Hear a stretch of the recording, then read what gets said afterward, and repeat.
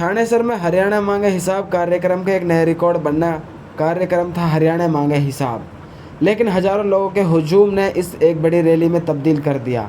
जाट सभा का पूरा पंडाल भरा हुआ था, हजारों लोग मौजूद थे, जिसके अलावा जाट सभा से बाहर निकलने वाली सभी सड़कों पर सिर ही सिर नजर आ रहे थे।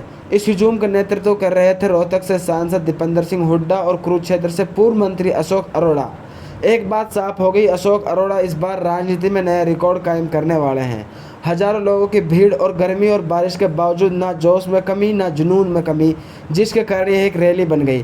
दीपेंद्र हुड्डा ने रैली को संबोधित करते हुए भाजपा से 10 साल का हिसाब मांगा और कहा कि हरियाणा में कांग्रेस की सरकार बनने जा रही है। हमारे बीच में आपके सुख दुख के साथी, आज आपके सुख दुख के साथी और हरियाणा में सबसे वरिष्ठतम जो राजनीतिक उनमें जिनकी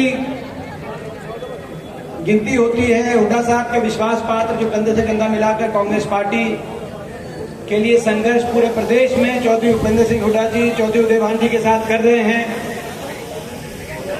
और जिनको मैं आज बहुत बहुत बधाई इस बात के लिए देना चाहता हूं कि ये तो पदयात्रा का प्रोग्राम था, लेकिन ये पदयात्रा जब शुरू हुई हरियाणा मांगे हिसाब तो इसने आंदोलन का रूप लिया, लेकिन आज थानेसर में आए हैं तो इसने जन आंदोलन का रूप ले लिया, ये यहाँ पे दिखाई दे रहा है। और मैं ये थानेसर ने इसको एक नया रूप दे दिया।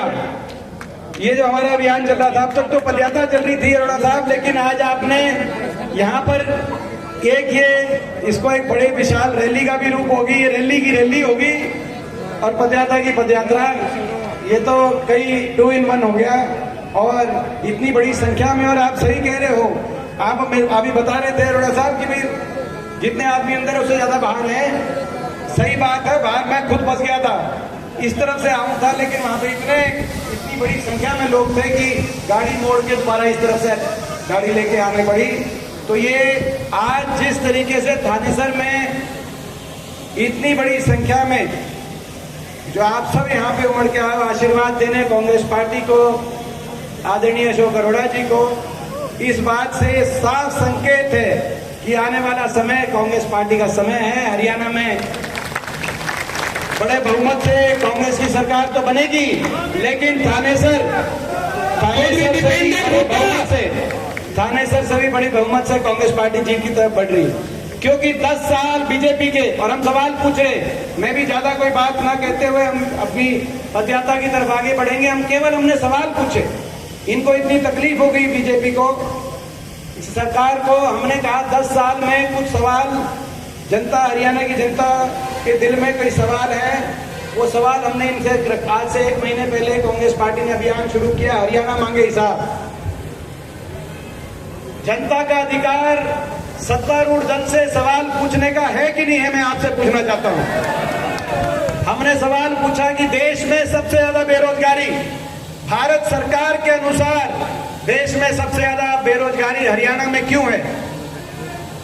देश में सबसे ज्यादा अपराध दर, क्राइम रेट, आज भारत सरकार के अनुसार, गृह मंत्रालय के अनुसार देश में सबसे ज्यादा क्राइम रेट, सबसे ज्यादा अपराध आज हरियाणा में क्यों है? पिछले 1 साल में देश में सबसे ज्यादा फिरौतियों के मुकदमे हरियाणा में, डकैती के मुकदमे हरियाणा में, दूसरे नंबर पे हत्या के मुकदमे हरियाणा में। आज हरियाणा में इतना अपराध रेट, क्राइम रेट क्यों बढ़ा? देश में सबसे ज्यादा 10 साल की बीजेपी की सरकार के बाद सबसे ज्यादा नशा, पंजाब से भी ज्यादा ड्रग्स ओवरडोज के मामले हरियाणा में सामने आए इस साल। पंजाब से भी आगे निकल गया हरियाणा नशे में। जो खेल में सबसे आगे होता था हरियाणा, आज नशे में पंजाब से आगे निकल गया। 10 साल के बाद ऐसा अगर रिपोर्ट कार्ड की सरकार का हो तो उनसे सवाल पूछने चाहिए कि नहीं चाहिए? मैं आपसे पूछना चाहता हूँ। देश में सबसे ज्यादा महंगाई आज हरियाणा में, सबसे ज्यादा महंगा डीजल, पेट्रोल, फैट सबसे ज्यादा हरियाणा में। आज अर्थव्यवस्था हरियाणा की चौपट हो गई, विकास की पटरी से उतर के हरियाणा। थानेसर का हाल आप देख सकते हैं, पूरे हरियाणा का हाल देख सकते हैं, उमरी रोड का हाल आप देख सकते हैं, आज क्या स्थिति बनी हुई है हरियाणा के अंदर। तो सवाल इनसे नहीं पूछेंगे तो किससे सवाल पूछेंगे? देश में ऐसी सरकार हरियाणा की कि हर वर्ग को अपमानित करने वाली और हर वर्ग की बात को अनसुना करने वाली ये सरकार साबित हुई। आपने देखा इन 10 वर्षों में किसी भी वर्ग, कोई ऐसा वर्ग नहीं जिसको सड़क पे अपने अधिकारों के लिए नहीं आना पड़ा हो, और कोई ऐसा वर्ग नहीं जिसके साथ अन्याय और अनदेखी सरकार ने ना की हो। सरकार का काम होता है कि हर बात, हर वर्ग की सुनवाई करे। आपने देखा किसान सड़कों पे आया, 750 किसानों की जान चली गई, लेकिन सहानुभूति के 2 शब्द भाजपा के किसी नेता के मुंह से आज तक नहीं निकले। वो भी कोई परिवार थे, किसी के थे, इस देश के थे। आपने देखा हमारे सरपंच आए, उन पे लाठीचार्ज, तो पांडव कौरव भिड़ गए, महाभारत का युद्ध हुआ। इस देश में बहन बेटी को अपनी क्या कसूर था, हमारी बेटी विनेश का क्या कसूर था, उन सभी हमारी 6 बेटियों का, साक्षी मलिक का, उनके कहने से एफआईआर भी दर्ज नहीं हुई, 6 महीने तक बैठी रही, दिल्ली की सड़कों पे घसीटते रहे। उसके बाद सुप्रीम कोर्ट ने एफआईआर दर्ज करी और दिल्ली कोर्ट ने कहा कि वो जो आरोपी बीजेपी के मंत्री हैं, उन्होंने हर मौके पे दुर्व्यवहार इन बेटियों के साथ किया है। लेकिन सरकार ने बेटी बचाओ का नारा था, लेकिन बीजेपी के सांसद और बीजेपी के मंत्री बचाओ, पेवा में आपने देखा जो मंत्री हैं वहां से बीजेपी के मंत्री बचाओ, बीजेपी के सांसद बचाओ। इतना अहंकार नहीं होना चाहिए।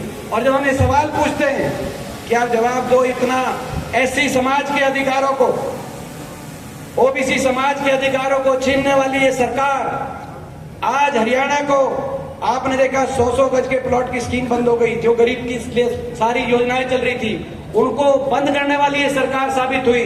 100-100 गज के प्लॉट की स्कीम खत्म कर दी, पीने के पानी की टंकी टूटी व्यवस्था खत्म कर दी। और क्या ले आए? IDs, property ID, family ID, portal.